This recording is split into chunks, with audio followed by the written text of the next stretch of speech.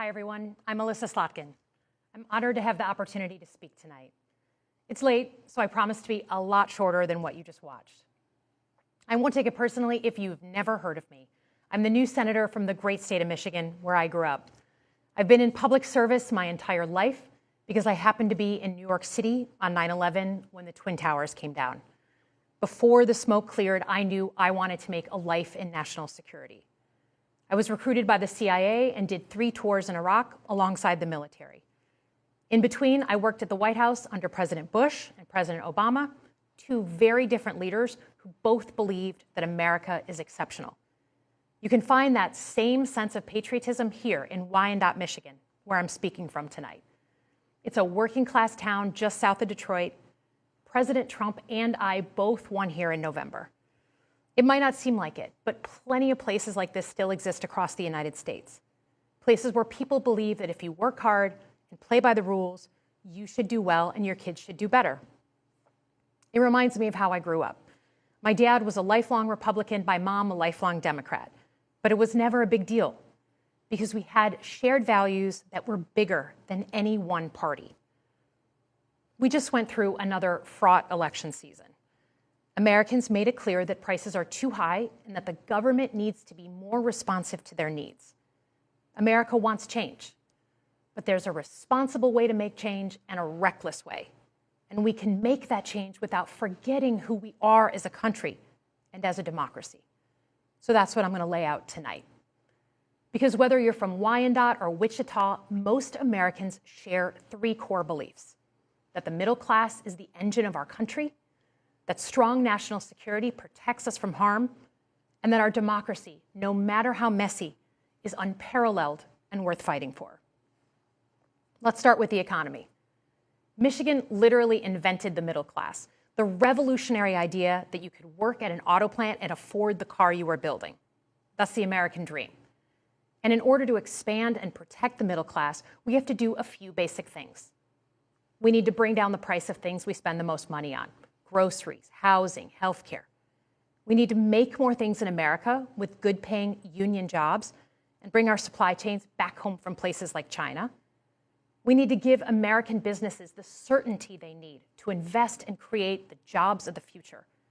And we need a tax system that's fair for people who don't happen to make $1 billion. Look, the president talked a big game on the economy, but it's always important to read the fine print. So, do his plans actually help Americans get ahead? Not even close. President Trump is trying to deliver an unprecedented giveaway to his billionaire friends. He's on the hunt to find trillions of dollars to pass along to the wealthiest in America. And to do that, he's going to make you pay in every part of your life. Grocery and home prices are going up, not down, and he hasn't laid out a credible plan to deal with either of those. His tariffs on allies like Canada will raise prices on energy, lumber, and cars, and start a trade war that will hurt manufacturing and farmers. Your premiums and prescriptions will cost more because the math on his proposals doesn't work without going after your health care. Meanwhile, for those keeping score, the national debt is going up, not down. And if he's not careful, he could walk us right into a recession. And one more thing. In order to pay for his plan, he could very well come after your retirement, the Social Security, Medicare, and VA benefits you worked your whole life to earn. The president claims he won't, but Elon Musk just called Social Security the biggest Ponzi scheme of all time. While we're on the subject of Elon Musk, is there anyone in America who is comfortable with him and his gang of 20-year-olds using their own computer servers to poke through your tax returns, your health information, and your bank accounts? No oversight, no protections against cyber attack, no guardrails on what they do with your private data. We need a more efficient government. You want to cut waste? I'll help you do it. But change doesn't need to be chaotic or make us less safe. The mindless firing of people who work to protect our nuclear weapons, keep our planes from crashing, and conduct the research that finds the cure for cancer, only to rehire them 2 days later, no CEO in America could do that without being summarily fired. Okay, so we've talked about economic security. How about national security? Let's start with the border.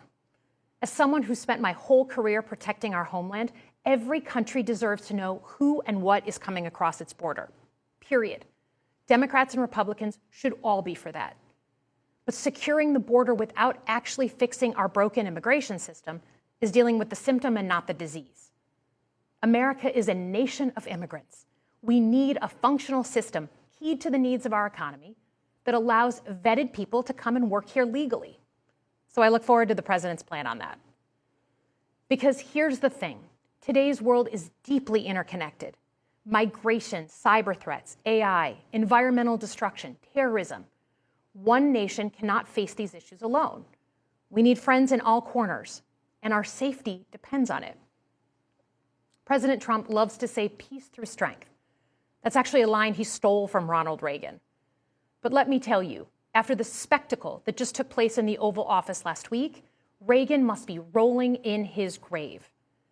We all want an end to the war in Ukraine, but Reagan understood that true strength required America to combine our military and economic might with moral clarity. And that scene in the Oval Office wasn't just a bad episode of reality TV. It summed up Trump's whole approach to the world.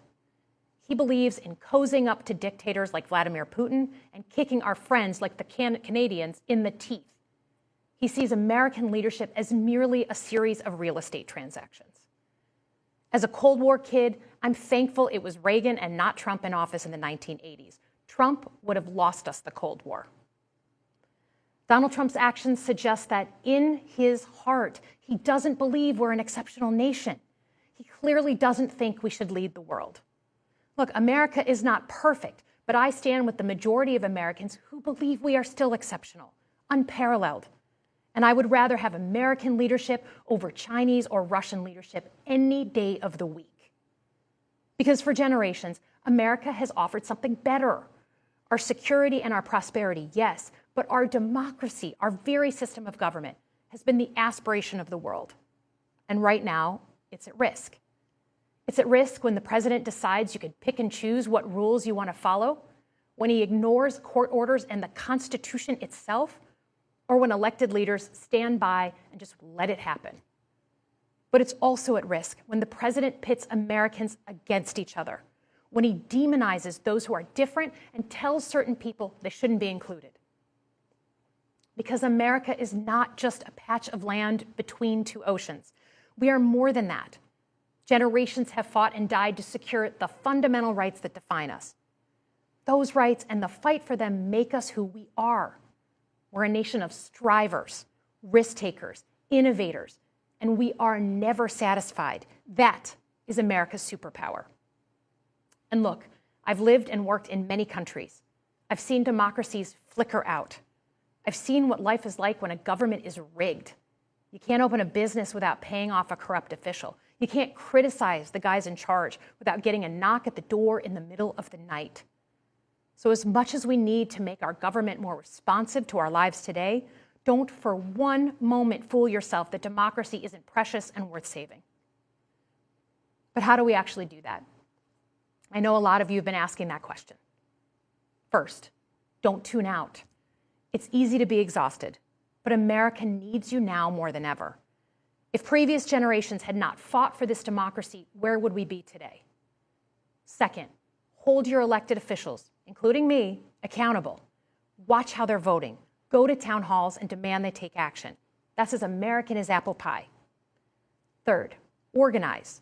Pick just one issue you're passionate about and engage. And doom scrolling doesn't count. Join a group that cares about your issue and act. And if you can't find one, start one. Some of the most important movements in our history have come from the bottom up. In closing, we all know that our country is going through something right now. We're not sure what the next day is going to hold, let alone the next decade. But this isn't the first time we've experienced significant and tumultuous change as a country.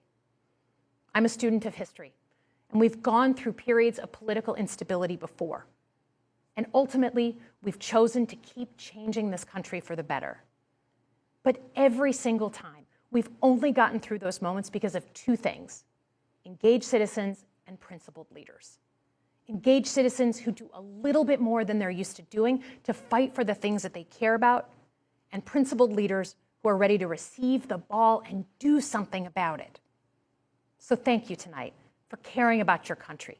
Just by watching, you qualify as engaged citizens. And I promise that I and my fellow Democrats will do everything in our power to be the principled leaders that you deserve.